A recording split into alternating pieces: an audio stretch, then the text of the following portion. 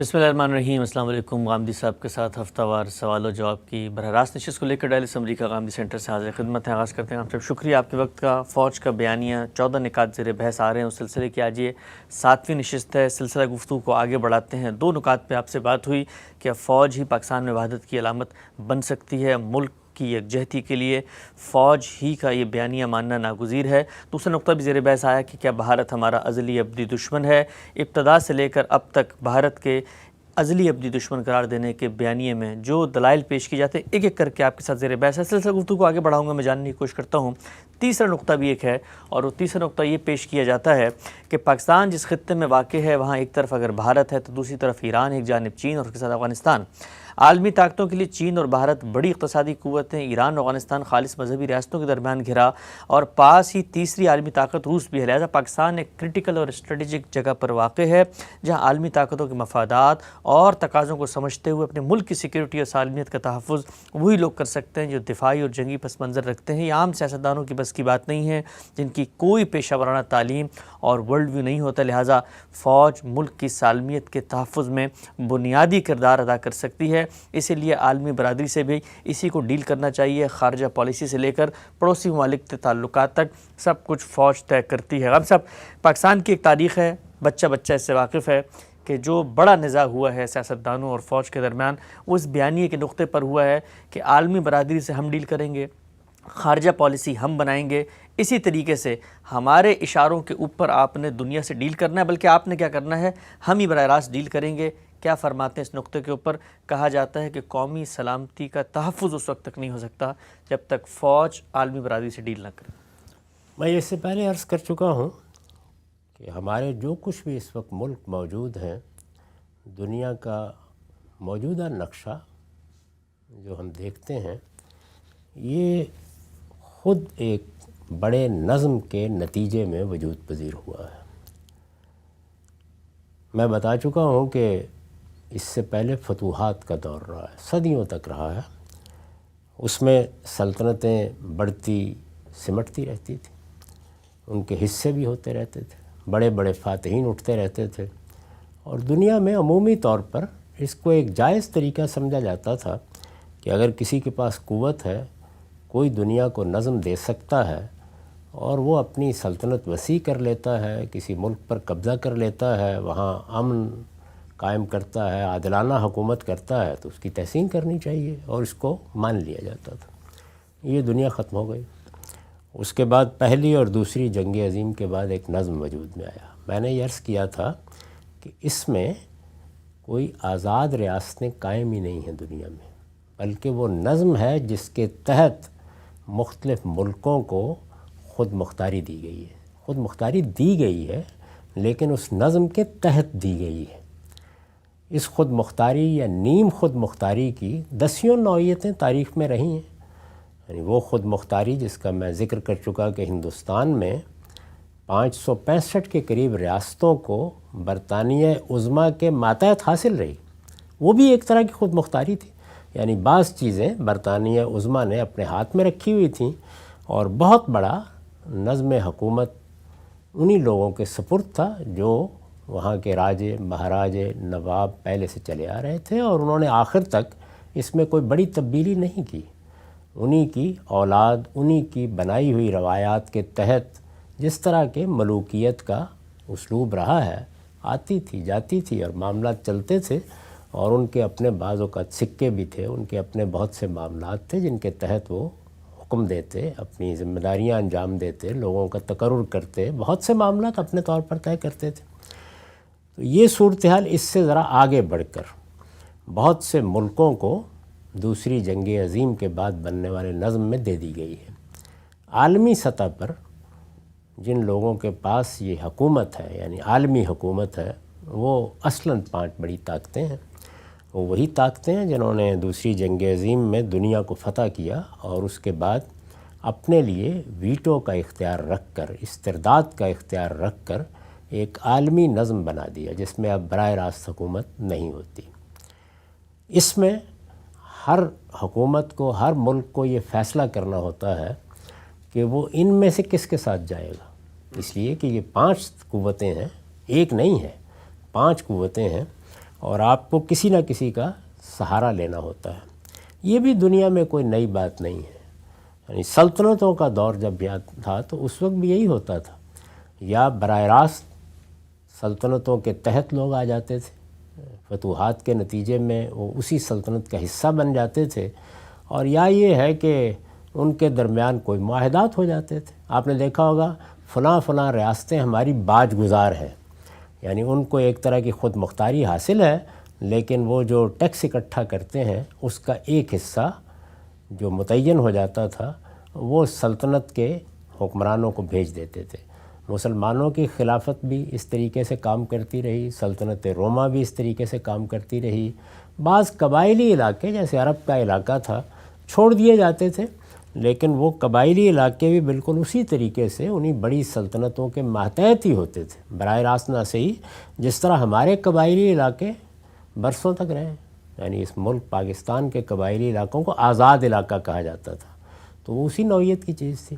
اس سے آپ یہ سمجھ لیجئے کہ اس وقت یہ جتنی حکومتیں قائم ہیں، وہ ایران کی حکومت ہے یا افغانستان کی حکومت ہے یا اسی طرح عراق کی، شام کی، یہ اس نظم کے تحت قائم ہے۔ ان میں سرکشی بھی ہوتی رہتی ہے، جس طرح خود ہمارے ملکوں میں بعض جگہوں پر لوگ سرکش ہو جاتے ہیں، لیکن جو نظم قائم کیا گیا ہے وہ یہی ہے۔ تو میں نے عرض کیا کہ اس میں یہ فیصلہ تو کرنا ہوتا ہے، اور پہلے بھی کرنا ہوتا تھا کہ ہم کیا کریں گے، یعنی آپ اس دنیا میں غیر جانبدار نہیں رہ سکتے۔ جب بڑی طاقتیں موجود ہیں یا بڑی سلطنتیں موجود ہیں، اگر فرض کر لیجئے کہ ایک زمانے میں یہ فرانس کی سلطنت ہے اور یہ برطانیہ کی ہے اور یہ پرتگال کی ہے اور یہ ہالینڈ کی ہے، تو آپ کو کسی نہ کسی کے ساتھ معاملہ کرنا ہوتا ہے۔ تو ہماری سیاسی قیادت نے یہ معاملہ پہلے ہی مرحلے میں کر لیا تھا۔ یہ آپ کے علم میں ہے کہ جب یہ ملک بنا تو سیاسی قیادت نے، یعنی لیاقت علی خان ہی کے زمانے میں یہ فیصلہ ہو گیا تھا کہ اس وقت جو سوویت یونین میں اور امریکہ میں کشمکش ہے اور ان کے اپنے بلاک بنے ہوئے ہیں، اس میں سے بہت سے ملکوں نے ایک ریاست یا حکومت یا ایک بڑی سلطنت یا ایک قوت کو اختیار کر لیا ہے، اور بعض ملکوں نے دوسرے کو اختیار کر لیا۔ تو ہم نے اس میں مغربی ملکوں کا یا امریکہ کا انتخاب کیا۔ وہ ظاہر ہے کہ ایک اتحاد ہے، اس کے بعد اس کے مختلف تنظیموں کی صورت میں ظہور بھی ہوا۔ تو یہ فیصلہ ہم نے کر لیا۔ یہ فیصلہ کر لینے کے بعد اب سوال یہ ہے کہ جب ہم اس نظم کا حصہ بن گئے، یعنی ہم اقوام متحدہ کے رکن بن گئے، ہم نے اس میں بھی ایک بڑی طاقت یا بعض بڑی طاقتوں کا انتخاب کر لیا، تو اب کیا مسئلہ درپیش ہے؟ یعنی وہ کیا چیز ہے جس کے لیے کسی اور کو آ کے حفاظت فرمانی ہے؟ یہ تو ہو گیا۔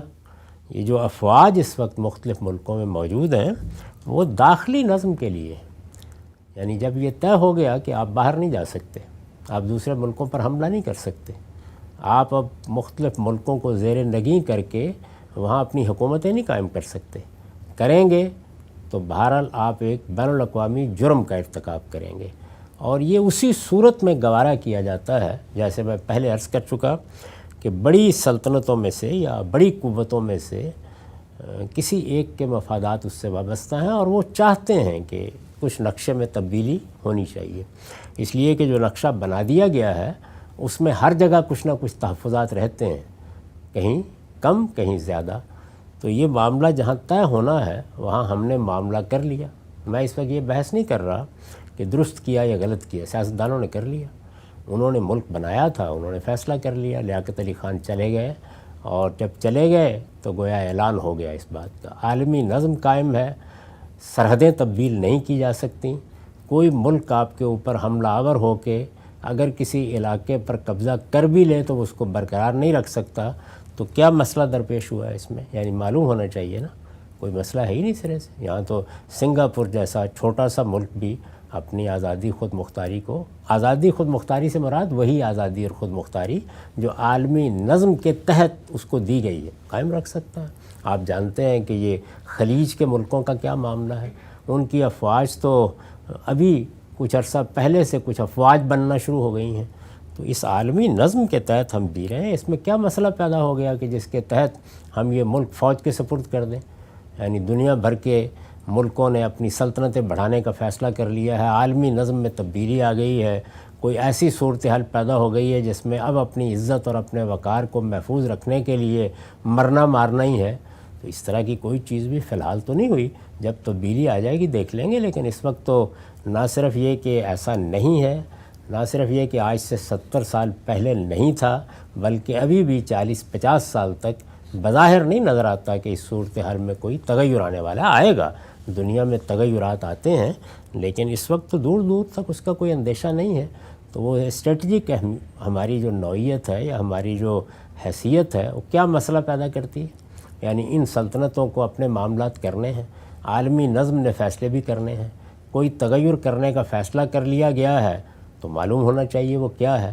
یعنی کشمیر کے معاملے میں تو اس طرح کی کوئی چیز ہم نے دائیں بائیں کہیں سے نہیں دیکھی کہ کسی بڑی قوت نے یہ فیصلہ کر لیا ہو کہ جو کچھ ہوا ہے اس کو اب ہمیں تبدیل کرنا ہے. وہاں تو کچھ بھی نہیں ہوا. تو وہ کیا چیز ہے کہ جس کو سامنے رکھ کر اس بیانیے میں یہ نقطہ شامل ہوتا ہے؟ میرے نزدیک یہ بالکل بے معنی، بے بنیاد بات ہے. اس طرح کی کوئی چیز نہیں. البتہ جو پاکستان کی اسٹریٹجک اہمیت ہے، یعنی وہ جس جگہ پر واقع ہے، اگر آپ غور کر کے دیکھیں تو وہ اس کا تقاضا نہیں کرتا کہ یہ معاملات فوج کے سپرد کیے جائیں. اس کا تقاضا کرتا ہے کہ ہم ایک ایسی جگہ واقع ہیں جہاں ایک بہت بڑے ملک یعنی ہندوستان کو اوپر جانے کے لیے شاہراہیں درکار ہیں، اور دنیا کے کئی ممالک کو سمندروں تک پہنچنے اور نیچے آنے کے لیے شاہراہیں درکار ہیں. ہم ان تجارتی راستوں پر پڑے ہوئے ہیں. یہ بہت بڑی چیز ہے. اور اگر معاملہ سیاستدانوں کے ہاتھ میں ہو تو وہ اس ملک کو وہاں پہنچا سکتے تھے کہ جس کا آج کوئی شخص تصور بھی نہیں کر سکتا. یعنی چین کو بھی یہاں سے گزرنا ہے، وسط ایشیا کے مسلمان ممالک کو بھی یہاں سے گزرنا ہے. افغانستان کی زندگی موت بھی انہی راستوں پر کھڑی ہوئی ہے. ہندوستان کو بھی اوپر جانا ہے اپنی تجارت کے لیے تو اسی راستے سے جانا ہے. تو اس کا فائدہ اٹھانا چاہیے تھا. یعنی ہم شاہراہیں میسر کرتے، راستے میسر کرتے، دنیا کو امن دیتے اور وہ معاملہ کرتے کہ جس میں یہ راستے کھلتے. یہ سیاستدان صلاحیت رکھتے تھے کہ وہ یہ راستے کھول دیتے. ہمارے درمیان اور اوپر کی حکومتوں کے درمیان، ہمارے درمیان اور ہندوستان کے درمیان وہی تعلقات ہونے چاہیے تھے جو ان شاہراہوں کو پرامن رکھنے کے لیے ضروری ہوتے ہیں. یعنی لوگوں کے لیے کوئی پابندیاں نہ ہوتی، تجارت ہوتی، ادھر کے جہاز ادھر جاتے، ادھر کے ادھر آتے، ادھر سے سامان اوپر جاتا، اوپر سے نیچے جاتا، بڑی منڈیوں تک پہنچنے کے راستے لوگوں کو ملتے. اس وقت جو کچھ آپ کر رہے ہیں سیاستدانوں نے جب بھی اس طرح کا ایک کام کیا تو راستے کھول دیے ہیں. اس وقت جو آپ کر رہے ہیں چین کے ساتھ وہ کیا کر رہے ہیں؟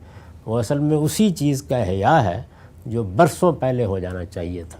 اور چونکہ سیاستدانوں کے ہاتھ میں معاملات نہیں رہے تو ہم مخاصمتوں میں الجھتے چلے گئے اور ہندوستان کے ساتھ بھی اپنے تعلقات اتنے خراب کر بیٹھے کہ جس کے بعد یہ آپ کو بیانیہ تجویز کرنا پڑتا ہے کہ دشمنی ہو گئی اور ازلی اور ابدی دشمنی ہو گئی.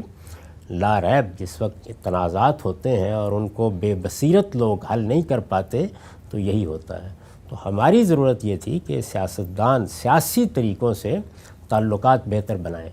سیاستدان جب تعلقات بہتر بناتے ہیں تو وہ دھمکیاں دے کر بہتر نہیں بناتے، وہ روابط پیدا کرتے ہیں، شخصی تعلقات پیدا کرتے ہیں. چنانچہ دیکھیے کہ ان لوگوں کے ماتحت اس بیانیے کے نہاب کے تحت بھی سیاستدانوں کو جب موقع ملا ہے وہ ہندوستان کی قیادت کو پھر پاکستان میں لا کھڑا کرتے ہیں. وہ شادی بیاہوں تک کے تعلقات قائم کر لیتے ہیں. وہ منارے پاکستان کے نیچے کھڑے ہو کر اس جماعت کے لیڈر سے پاکستان کے حق میں گواہی دلوا دیتے ہیں جہاں تصور بھی نہیں کیا جا سکتا تھا. یہ سب وہ کر سکتے ہیں اگر ان کو موقع دیا جائے. تو سیاستدانوں کے ہاتھ میں جب معاملات ہوتے ہیں تو وہ راستے کھولتے ہیں، تعلقات پیدا کرتے ہیں، قوموں کے درمیان کرتے ہیں، لیڈروں کے درمیان کرتے ہیں. یہ بات یاد رکھیے کہ نہ میدان جنگ میں چیزیں حاصل ہوتی ہیں اور نہ اس طرح کی تنا تنی میں. وہ ہمیشہ ذاتی روابط سے اٹھتی ہیں اور اس کے بعد آہستہ آہستہ قوموں کے روابط بنتی چلی جاتی ہیں. یہ صلاحیت سیاستدانوں میں ہے. تو پاکستان کی اس میں کوئی شک نہیں ہے کہ بڑی غیر معمولی اسٹریٹجک اہمیت ہے، لیکن یہ فوجی نہیں ہے، یہ تجارتی ہے.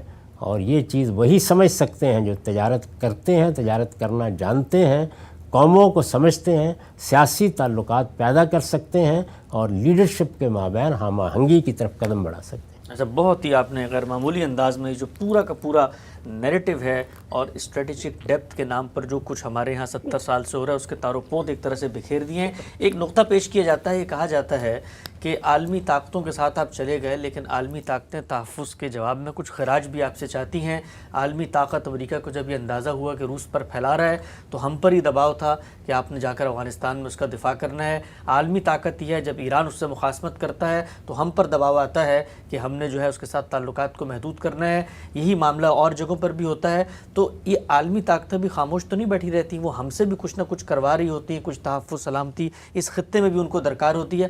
تو وہاں پر تو فوجی ہے نا جس نے جا کر مثال کے طور پہ اگر عالمی طاقتوں سے تعلقات استوار رکھنے ہیں تو ان کے مفادات کا بھی تحفظ کرنا ہے, اپنی سلامتی کو بھی دیکھنا ہے. تو یہ جو کچھ ہوا خطے میں, اور ہمارے یہاں ایک تاریخ ہے, پھر فوجی نے ملک کا دفاع کیا نا. فوج اسی لیے ہے کہ وہ دفاع کرے اگر ضرورت پڑے گی ہمیں. تو میں نے عرض کیا یہاں تو مدافعت کا سوال نہیں ہے, یہاں تو یہ ہے کہ میں نے پہلے عرض کر دیا کہ دو ہی چیزیں ہیں. کوئی داخلی امن کو خطرہ لاحق ہو گیا, جیسے کہ ہمارے یہاں ہوا, بعض ایسی مذہبی تحریکیں اٹھ کھڑی ہوئیں اور وہ بھی اسی بیانیے کے نتیجے میں اٹھیں, یعنی وہ بھی اپنے طور پر نہیں اٹھ کھڑی ہوئیں, ان کو بھی سرپرستی یہاں سے حاصل ہوئی. وہ بھی بعض مقاصد کے لیے تنظیموں کی حیثیت سے اسی بیانیے کے تحت تیار کی گئیں, تب یہ خطرات لاحق ہوئے.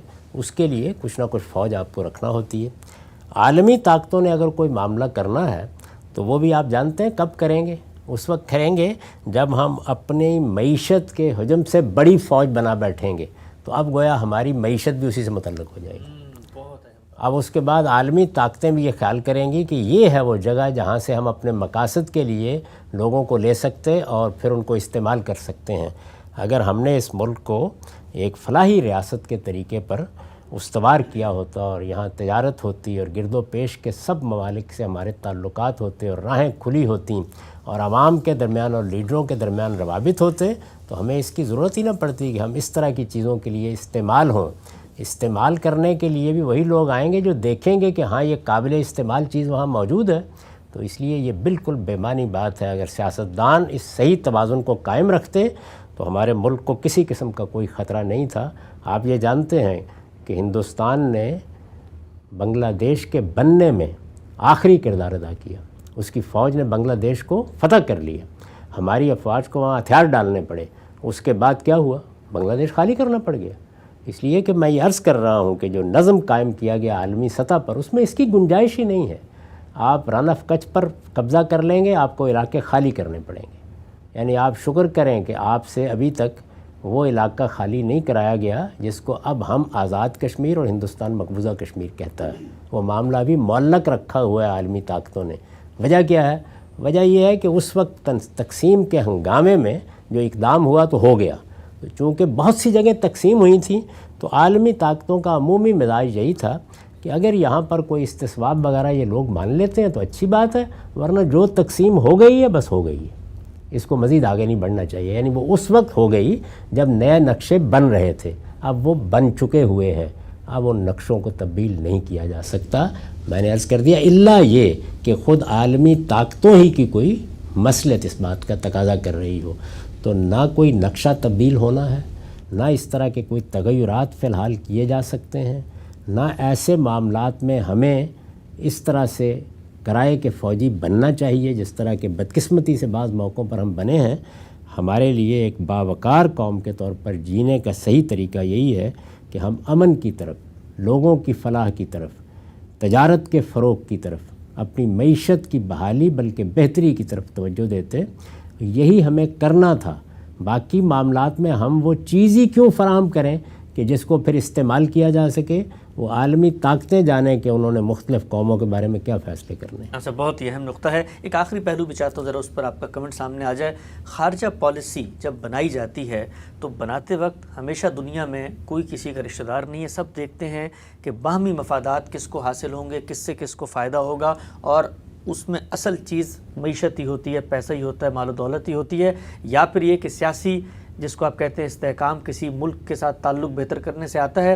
یہ کام پوری کی پوری ایک سائنس ہے, اور دنیا کے اندر فارن ریلیشن شپ کے اندر ایک بڑا ارتقاء ہوا ہے علوم کے ارتقاء کے ساتھ ساتھ.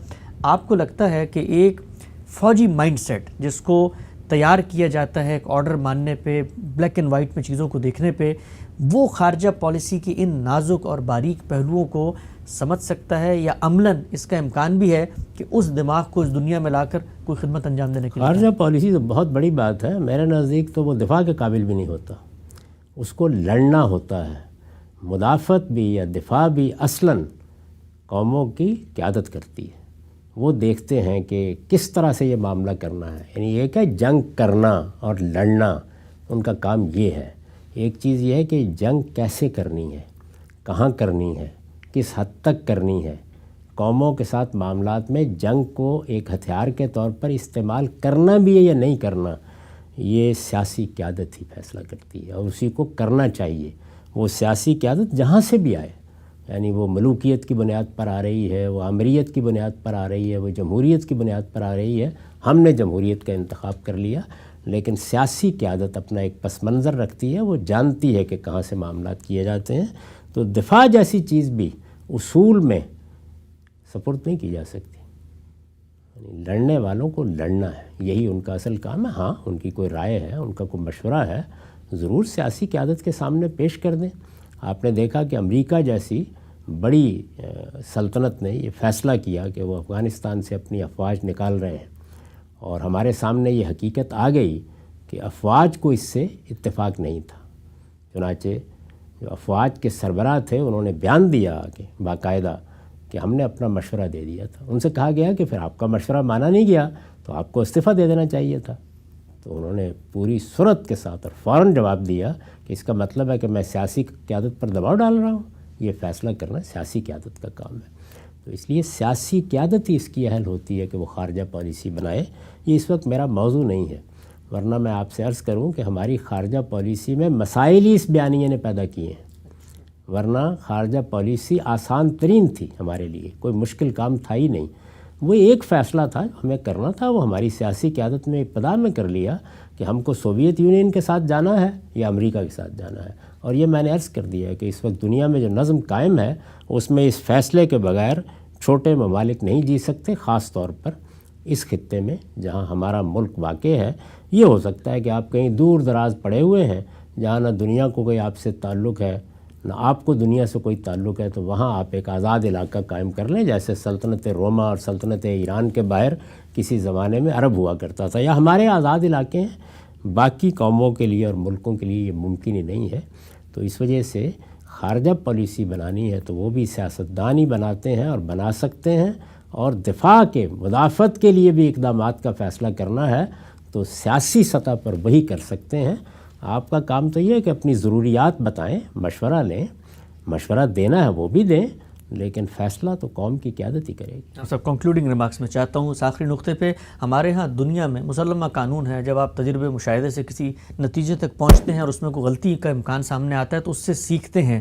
ہم نے دیکھا کہ اس بیانیے نے کہ ہم نے ارد گرد کی ریاستوں میں طاقت بھی کرنی اپنے مفادات کے تحفظ کے لیے، بہت کچھ کیا، اور اس کا پھر ایک نقصان جو ہمارے ملک کو پہنچا کہ ہمارے گلی محلوں میں، ہمارے چوک چوراہوں میں کشت و خون کا بازار گرم ہوا، تو کہا اس پہ یہ گیا کہ بھائی یہ تو ایک کولیٹرل ڈیمیج ہے۔ جب آپ کسی بڑی گیم اور بڑے پراکسی کو اپناتے ہیں تو اس میں یہ تو ہو جاتا ہے کیونکہ 60-70 ہزار بندے مری جاتے ہیں اپنے ملکوں میں، نتائج سے بھی نہیں سیکھا گیا۔ اس کا مطلب یہ ہے کہ جو اس ڈگر پہ معاملات کو دیکھ رہا ہے وہ اس کے اثرات سے بھی اپنے بات کو ریویو کرنے کا قائل نہیں ہے۔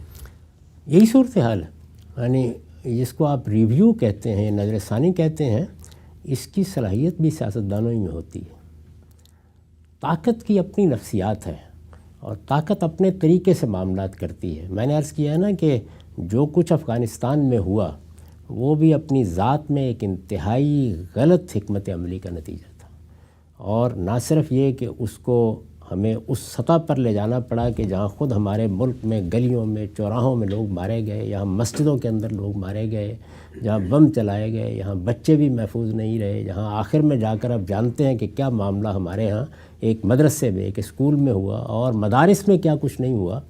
وہ سب جو کچھ ہوا جس کو کولیسٹرل ڈیمیج کہا جاتا ہے، وہ بدترین جرم ہے جس کا ارتکاب ہوا، اور وہ اس پالیسی، اس بیانیے کا نتیجہ ہے جس کے تحت افغانستان میں ہم نے مداخلت کی۔ وہ ہمیں نہیں کرنی چاہیے تھی، اور جب کر لی تو ظاہر ہے کہ اس کے پھر نتائج بھگتنے تھے۔ جنگ آپ جب چھیڑیں گے تو یہ بالکل ٹھیک ہے کہ یہی صورتحال ہوگی، لیکن سوال یہ ہے کہ آپ کو اس کی ضرورت کیوں تھی؟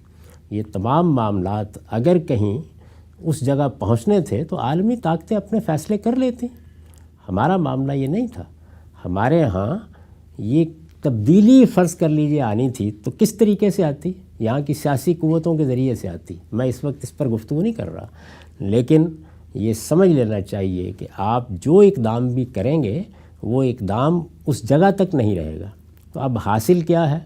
حاصل یہ ہے کہ اپنے ہمسائے میں ہم نے ایک مذہبی حکومت قائم کرا لی ہے جو اصلاً جمہوریت پر یقین ہی نہیں رکھتی، اور وہ مذہبی حکومت ہے.